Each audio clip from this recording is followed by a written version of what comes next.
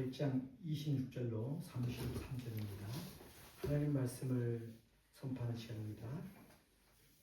경배 예표로 모두 일어서서 말씀을 교독하겠습니다. 그들이 갈릴리 맞은편 거라사인의 땅에 이르러 예수께서 육지에 내리시매 그 도시 사람으로서 귀신 들린 자 하나가 예수를 만나니 그 사람은 오래 옷을 입지 아니하며 집에 거하지도 아니하고 어떤 사이에 거하는 자라.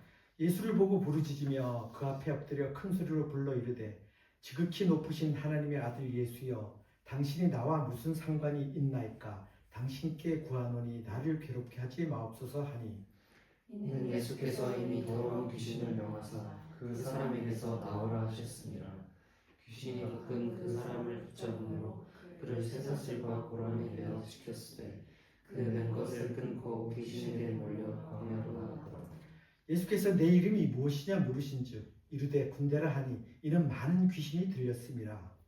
무적행으로 들어가라 하지 마시기를 간구하더니 마침 그곳에 많은 돼지떼가 산에서 먹고 있는지라 귀신들이 그 돼지에게로 들어가게 허락하심을 간구하니 이에 허락하시니 다 함께 읽습니다.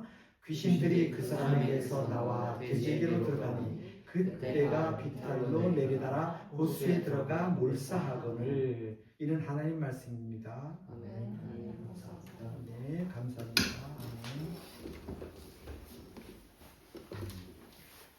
본문은 예수께서 이방 땅 거라사 지방으로 가셔서 군대 귀신을 쫓는 이적 사건으로 마태복음 8장 28절로 32절과 그리고 마가복음 5장 1절로 13절 말씀과 병행을 이루는 달력입니다. 마태복음과 마가복음에도 기록되어 있다는 말씀이시죠. 예수께서 갈릴리 호수에 광풍을 잠잠케 하시고 배를 타고 지자들과 호수 건너편 거라사인 땅에 도착하시어 군대 귀신 들린 과인을 만나 잠잠케 하시는 이적을 보여주시는 사건입니다. 광풍을 잠잠케 하시는 이적을 보여주시고 곧바로 광인을 잠잠케 하시는 이 이적을 이어서 보여주시는 사건입니다. 오늘날 교회에서 마귀, 귀신 관련 설교를 부담스러워서 그런지 기피하는 경향이 있어서 사실 마귀, 귀신 관련 설교가 조금 조심스러운 부분이 있지만 교회력에 따른 성서 전가로 주어진 말씀이 있기에 기도하며 준비하였습니다. 그래서 왜 요즘 교회에서 귀신 관련 설교를 하지 않는지 그 이유를 알아보았습니다. 그런데 한국 교회가 귀신과 악령의 존재 자체를 부정하는 것은 아니었습니다. 문제는 이단들이 횡령, 폭력, 사기 등에 악용하는 사례로 인해서 귀신 설교가 그로 인해서 오해와 혼란의 소지를 만들지 않으려는 데 있었습니다. 신천지나 너무 많지 않습니까, 여러분들? 그리고 귀신에 대한 지나친 관심이 자칫 미신적인 신앙으로 흐를 수 있고 성경적 근거가 명확하지 않은 다양한 해석으로 인해서 설교의 신뢰성이 떨어질 수 있다는 점도 그렇게 된 것 같습니다. 그리고 축사 관련 과장된 경험의 설교, 그러니까 귀신을 쫓은 경험이 좀 과장되게 설교함으로 인해서 성도들에게 불안감을 주거나 좀 혼란을 줄 수 있다는 그런 여러 가지 이유로 인해서 피하고 설교를 하지 않는 경향이 있다는 것을 알 수 있었습니다. 그래서 저는 그런 오해와 혼란이 없도록 귀신 마귀 관련 본문 말씀을 성경적인 근거를 바탕으로 해서 균형 잡힌 시각을 유지하도록 했고, 예수 그리스도의 복음과 구원을 중심으로 해서 그런 메시지를 찾아내고자, 그리고 그 메시지를 통해서 말씀에 녹여내고자 하였습니다. 이 시간에 함께 말씀에 집중함으로 저와 여러분이 말씀에 은혜받는 시간 되기를 소원합니다. 본문 26절, 그들이 갈릴리 맞은편 거라사인 땅에 이르러. 거라사인 땅은 본절에서 갈릴리 맞은편이라고 했고요. 22절, 앞서 22절의 말씀에는 호수 저편으로 라는 말을 통해서 볼 때 호수를 중심으로 유대인의 가버나움 땅과 이방인의 땅 거라사는 멀리 떨어져 있음을 우리는 알 수 있습니다. 지금의 제라시와 가버나움이죠. 약 70km 떨어져 있다고 지금 지도상으로는 그렇게 나타나더라고요. 상당히 먼 거리죠. 따라서 예수께서 그곳으로 발걸음을 옮기신 것은 하나님 나라를 이방 땅에도 선포하기 위하여 유대인이 아닌 이방인을 찾아 나선 것임을 알 수 있습니다. 그래서 본절을 통해서 우리는 국경을 넘어서 경계를 넘어서 신분을 넘어서 세상 모든 영혼에게 복음을 선포하시고자 하는 예수님을 우리는 볼 수가 있는 것입니다. 본문 27절 우리 함께 읽습니다. 27절 함께 읽습니다. 시작. 예수께서 육지에 계시매 그 도시 사람으로서 귀신 들린 자 하나가 예수를 만나니 그 사람은 오래 옷을 입지 아니하며 집에 거하지도 아니하고 무덤의 사이에 관한 자라. 옷을 입지 않은 것을 귀신 들린 자의 두드러진 특징이라고 강조하고 있습니다. 이것은 귀신 들린 자가 수치를 그리고 부끄러움을 몰랐다는 것을 보여주는 것입니다. 성경은 얼굴이나 손과 발 외에 신체가 겉으로 드러나는 것을 매우 수치스럽고 부끄러운 일로 여겼습니다. 하물며 벌거벗은 것이야 그 수치가 얼마나 더하겠습니까? 창세기 9장 20절 창세기 3장에는 아담과 하와는 범죄한 직후에 눈이 밝아져서 자신들이 벌거벗었음을 알고 수치를 가리기 위해서 무화과 잎을 엮어 치마를 만들어 입고 또 동산 나무에 숨기까지 했습니다. 하나님은 그들을 위해 가죽 옷을 만들어 주기도 했습니다. 심지어 죽은 자들까지 수유를 입혀서 벌거벗은 몸을 드러내지 않도록 하지 않습니까, 여러분? 이처럼 인간에게 옷이란 실용적인 면 외에도 인격에 대한 상징적인 의미가 강합니다. 따라서 귀신 들린 사람이 옷을 입지 않고 지냈다는 것, 수치를 몰랐다는 점에서 그의 삶은 죽은 자의 삶보다도 못했다는 것을 의미하고 있습니다. 문제는 오늘날 사람들은 모두 옷을 입었을 뿐만 아니라 저와 여러분이 다 옷을 입었을 뿐만 아니라 화려한 옷으로 자신을 치장하고 단장하지만 하나님께서 보실 때는 본문의 귀신 들린 자와 같이 벌거벗은 자들이 적지 않다는 것입니다. 왜냐고요? 사람은 겉모습만 보기 때문에 육신의 옷만 갖춰 입으면 부끄러움을 당할 일이 없습니다. 수치를 당할 일이 없습니다. 그러나 하나님은 겉모습뿐만 아니라 죄로 더럽혀진 우리의 영혼의 모습까지도 보시기 때문입니다. 따라서 인간은 죄로 더럽혀진 영혼의 수치를 가리기 위해서 반드시 영혼의 옷을 입어야 한다는 것입니다. 아무리 화려하고 값비싼 겉옷을 입었다 할지라도 죄를 가릴 수 있는 영혼의 옷을 입지 않으면 하나님 앞에서는 귀신 들려 벌거벗은 자와 다름이 없다는 것입니다. 그래서 성경은 계시록 3장 18절에 흰 옷을 사서 입어 벌거벗은 수치를 보이지 않게 하라고 촉구하고 있습니다. 3장 18절, 제가 계시록 3장 18절 천천히 읽겠습니다. 내가 너를 권하노니 내게서 불로 연단한 금을 사서 부요하게 하고 흰 옷을 사서 입어 벌거벗은 수치를 보이지 않게 하고 안약을 사서 눈에 발라보게 하라. 흰 옷을 사서 입어 벌거벗은 수치를 보이지 말라고 말씀하고 있지 않습니까? 그러면 우리가 하나님 앞에서 수치를 당하지 않기 위해 죄를 가리기 위해 입어야 할 영혼의 옷은 무엇입니까?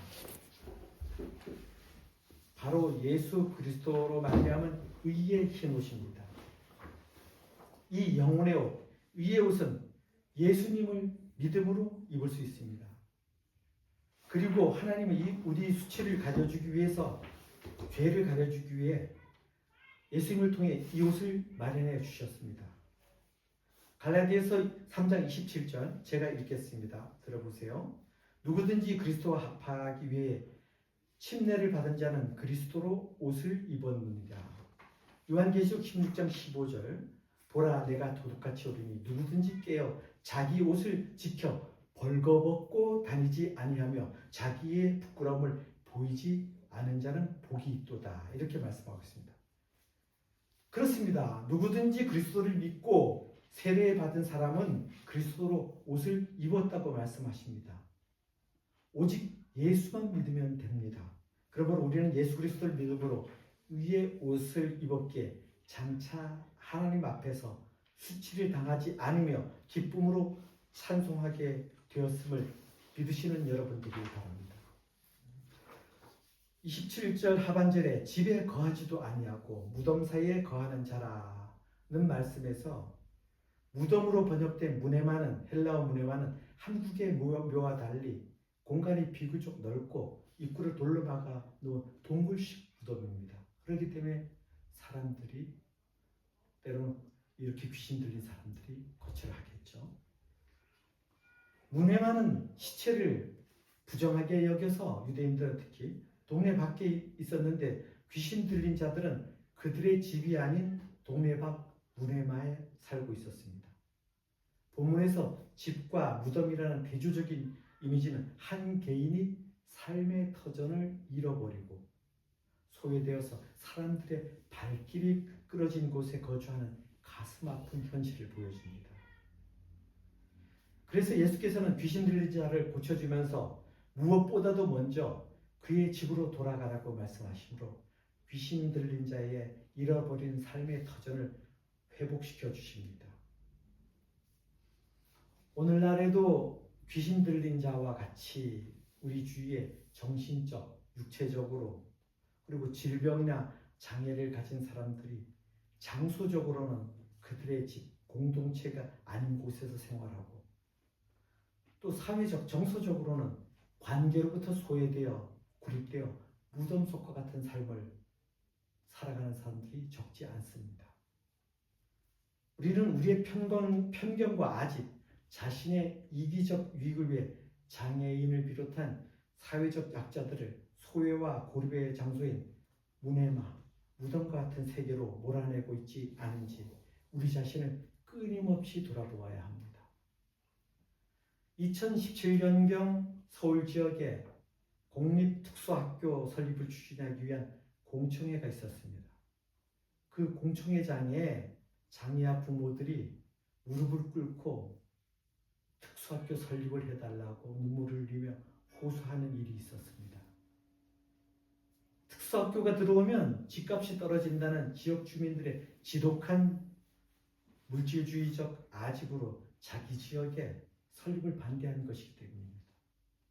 그 후 수차례 공청회를 거치며 설립과 개교가 이루어진 진통 끝에 뒤늦게 개교한 사례와 같이 사회적 약자 등 나와 다른 사람들에 대한 존중과 배려가 없는 이기주의에 병든 우리 사회의 단면을 보여주었던 것입니다. 또 얼마 전 제가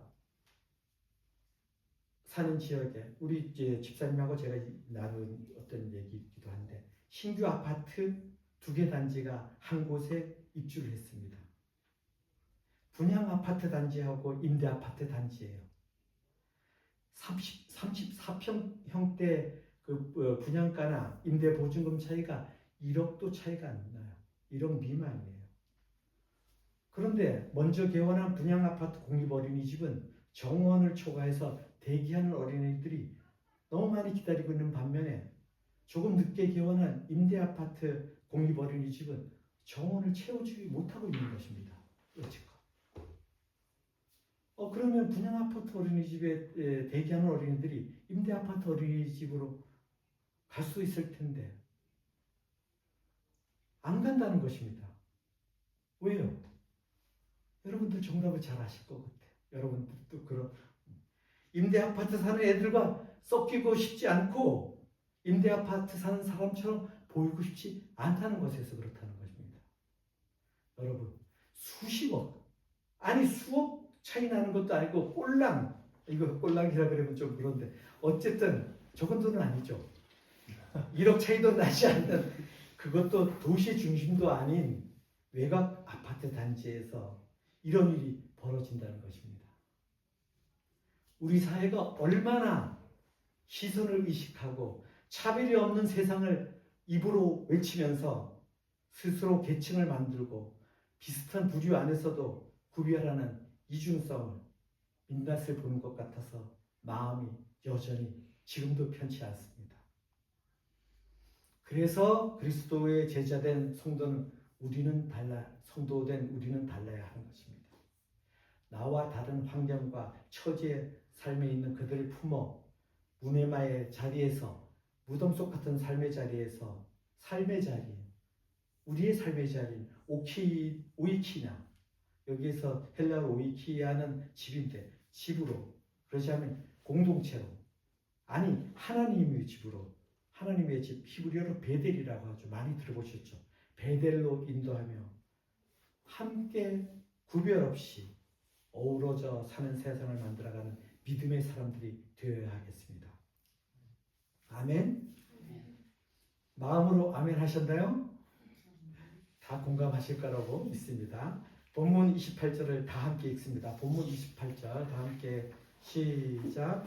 예수를 보고 부르짖으며 그 앞에 엎드려 큰 소리로 불러 이르되 지극히 높으신 하나님의 아들 예수여 당신이 나와 무슨 상관이 있나이까 당신께 구하노니 나를 괴롭게 하지 마옵소서 하니 당시 사람들이 하나님을 지극히 높으신 분으로 표현하는 것은 매우 존귀하게 그리고 두렵고 떨림으로 섬기할 분이라는 것을 알고 있다는 의미가 포함되어 있습니다. 그러나 그런 지극히 높으신 하나님의 아들이 예수님이신데 영적으로 무지했던 당시 유대의 지도자들은 그를 존귀하게도 또 두렵고 떨림으로도 섬기지 않았습니다.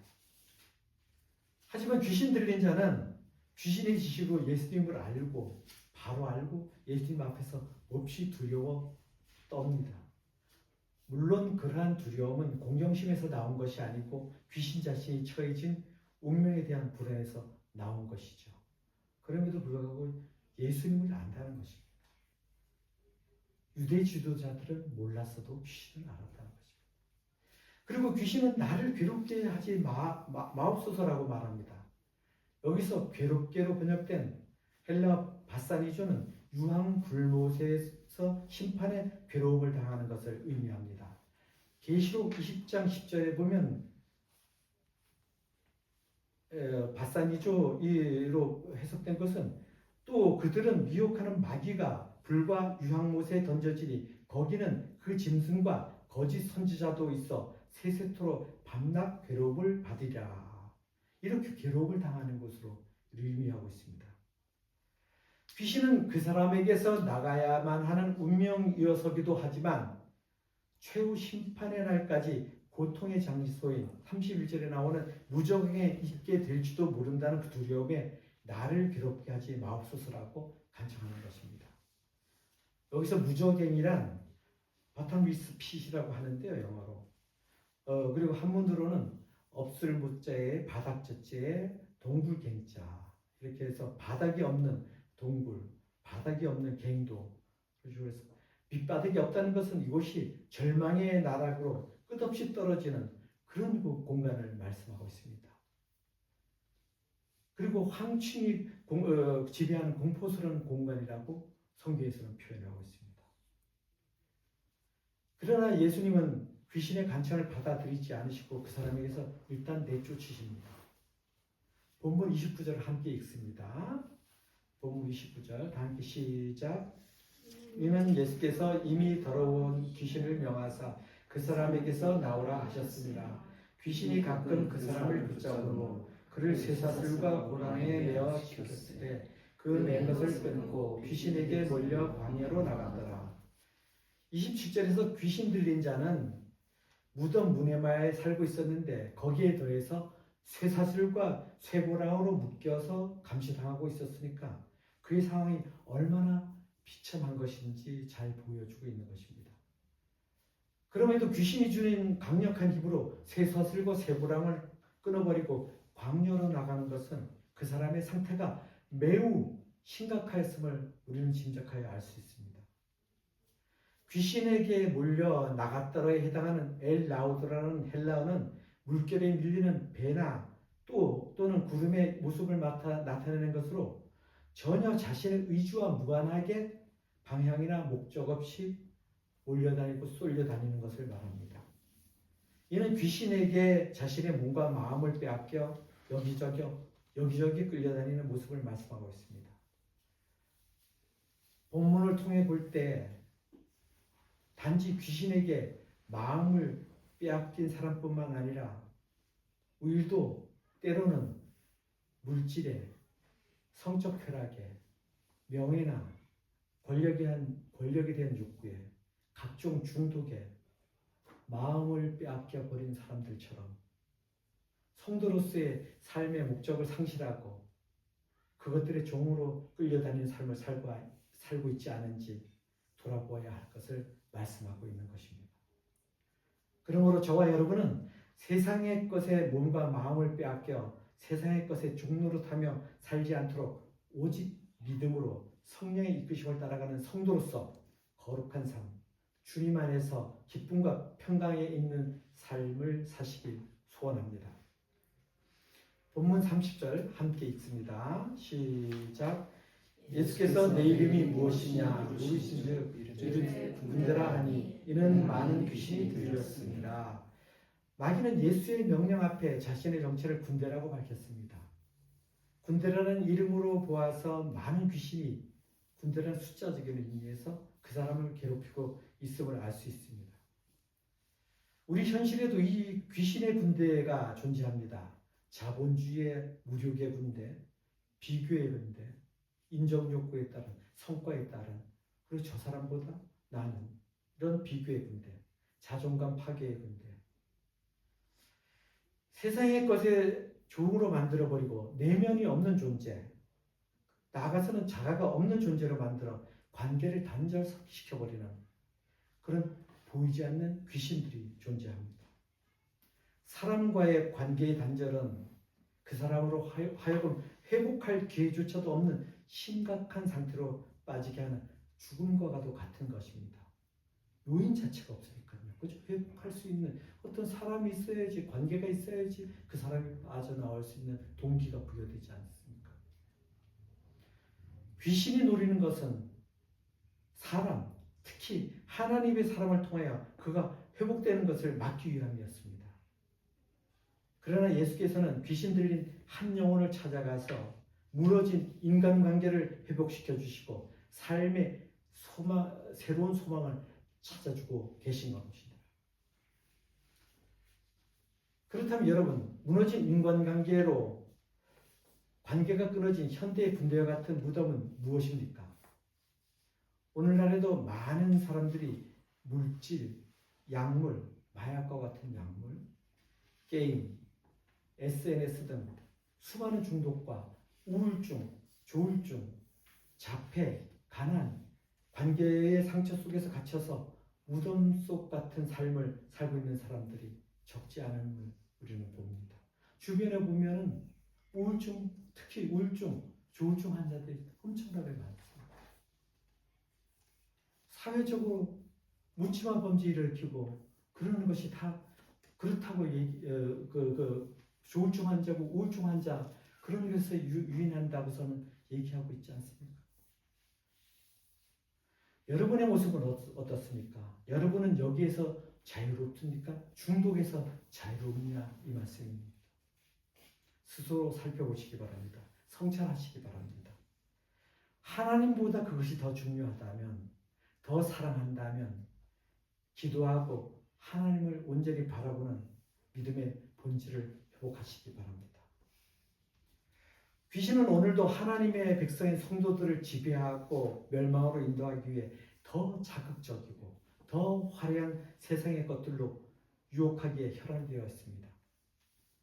그러므로 성도된 우리는 실족하지 않기 위해서 더욱 말씀 위에 굳게 서서 영적으로 깨어 있어야 합니다.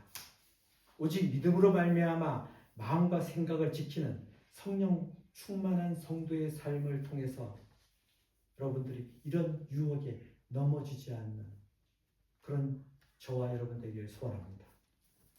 본문 31절에 무적행으로 들어가라 하지 마시기를 간구하더니, 무적행 아까 설명드렸죠. 바닥이 없는 곳, 밑바닥이 없는 곳, 그 절망의 나라, 끝없이 떨어지는 공포스러운 공간이라고 말하죠.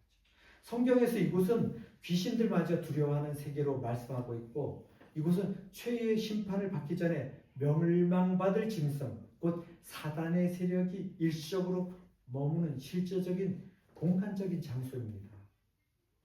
그래서 그곳에 보내지 말도록 간청하는 것은 귀신이 무적행의 그 고통이 어떤지를 잘 알고 있기 때문입니다. 계시록 9장 11절에 보면 무적행이 그들에게 왕이 있으니 무적행에 사지하라.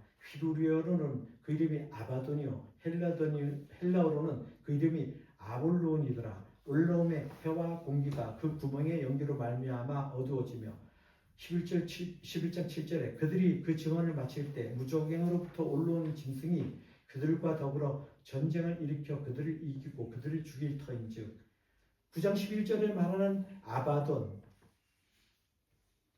이것은 멸망, 파괴자, 황충들을 말합니다. 황충이 지배하는 공간이라고 말씀하고 있습니다.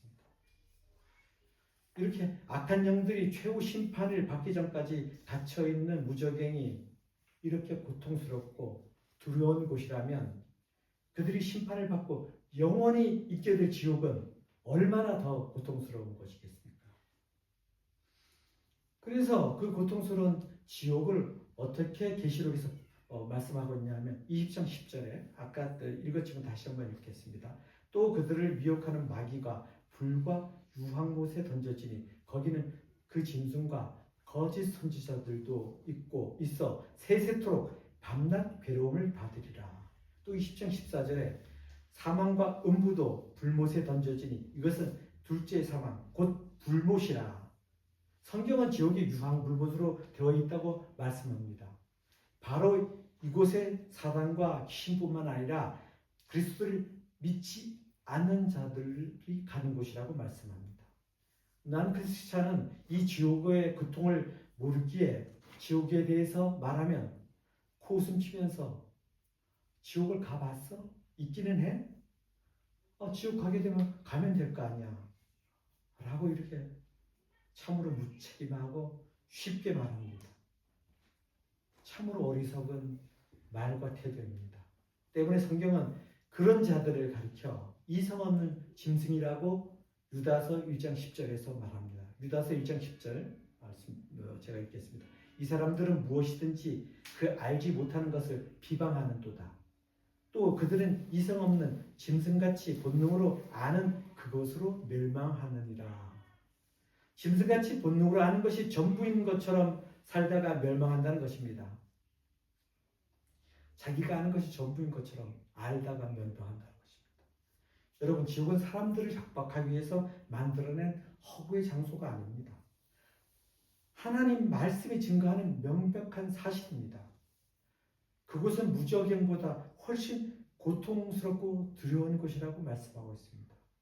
마가복음 9장 48절에는 거기에서는 구더기도 죽지 않고 불도 꺼지지 아니하느니라. 구더기도 죽지 않는 것은, 구더기가 죽지 않으면 사찰이 썩은 것을 계속 생산하고 있다는 것은, 결국은 구더기가 살아서 썩어져 없어지지 않는 것은, 그 활동을 계속하고 있다는 것은 그만큼 잔혹하고 그런 상태인 것을 말씀하는 거고, 불도 꺼지지 않는 것, 불이 꺼지지 않는 가운데, 불타는 가운데 계속 있다는 것을 의미하는 것입니다.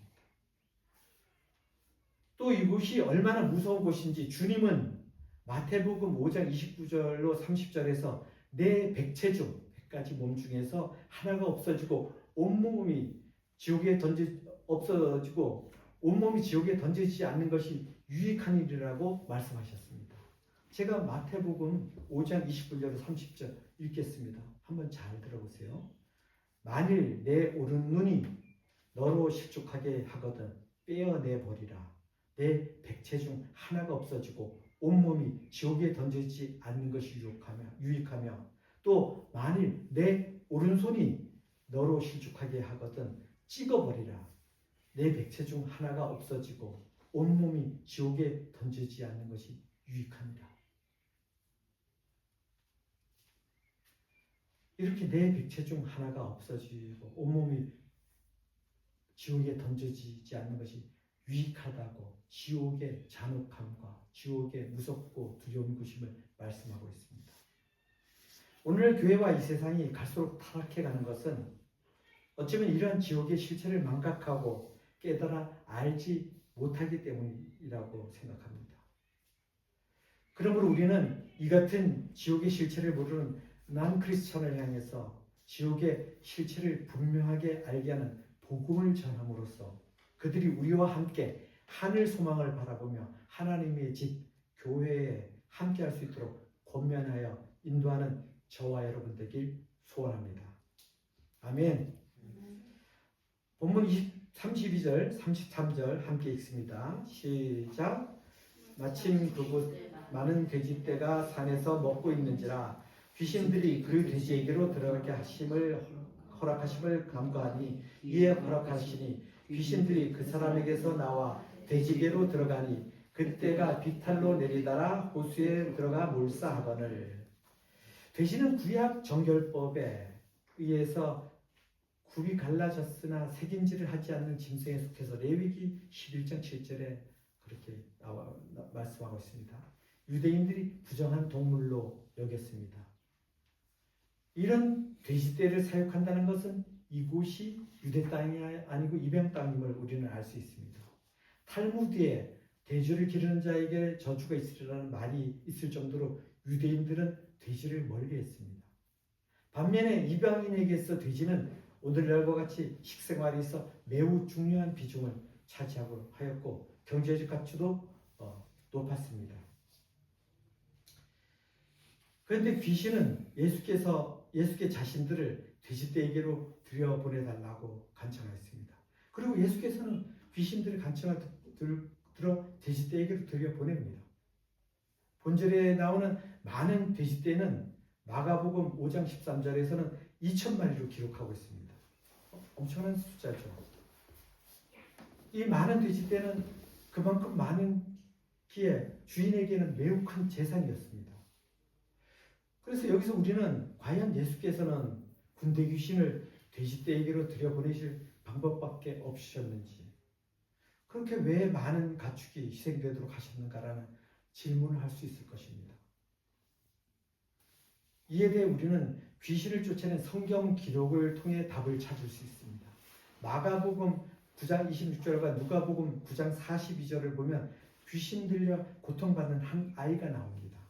그 본문을 보면 귀신이 나갈 때 아이를 귀신이 거꾸로 들여 심하게 경련을 일으키게 함으로써 거의 반 죽음 상태로 만들어 버립니다.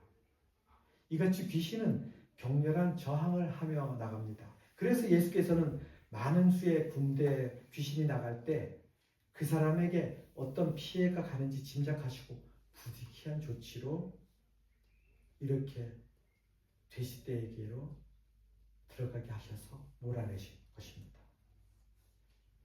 그리고 귀신을 돼지떼에게로 들여보내신 것은 한 영혼을 구원하기 위해서는 어떤 값비싼 희생도 감수할 수 있다는 것을 보여주시는 것입니다. 주님께서는 귀신 들린 사람의 생명을 돼지 2,000마리보다 더 귀하게 여기신 것입니다. 희생이 있었고 손해가 있었기에 그 사람은 살아났습니다. 예수님은 우리를 회복시키기 위해 희생을 감당하십니다. 여러분, 이것이 십자가 사랑입니다.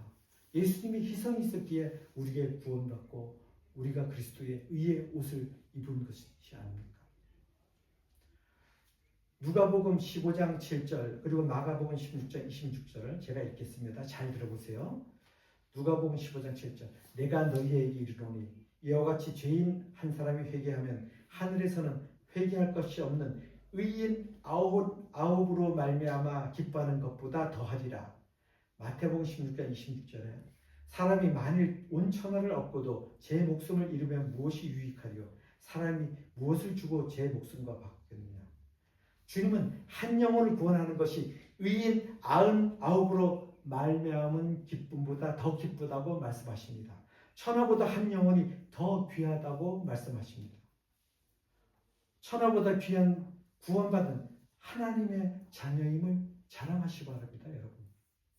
이러한 믿음으로 감사함으로 성도된 자로서 하늘 소망을 바라보며 믿음의 경주를 끝까지 달려가는 저와 여러분 되길 소원합니다. 말씀을 정리합니다. 성도 여러분, 우리는 천하보다 귀한 하나님의 형상으로 지음받은 하나님의 자녀된 생명을 임을 분명히 깨달아야 합니다. 우리 주위를 보면 세상 사람들은 물론 교회마저도 모든 것이 눈에 보이는 크기와 수의 논리로 생각하고 비교하고 판단하므로 한 영혼이 얼마나 고귀한지를 점점 망각해가는 경향이 있습니다. 교회된 우리가 벌거벗은 한 영혼을 찾아 예수님의 이의 옷을 입히길 원합니다.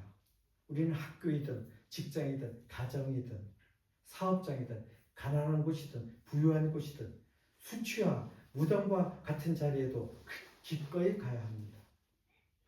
무력의 군대, 비교의 군대, 자존감 파괴의 군대, 물질, 약물, 게임, SNS 중독 등 수많은 중독과 우울증, 조울증, 자폐, 가난, 관계의 상처 속에서 무덤 속 같은 삶을 살고 있는 그곳이 교회된 우리가 가야 하고 함께 있어야 할 자리입니다. 우리 주님께서는 보잘것없는 죄인된 우리를 구원하시기 위해 하늘 영광을 버리셨습니다.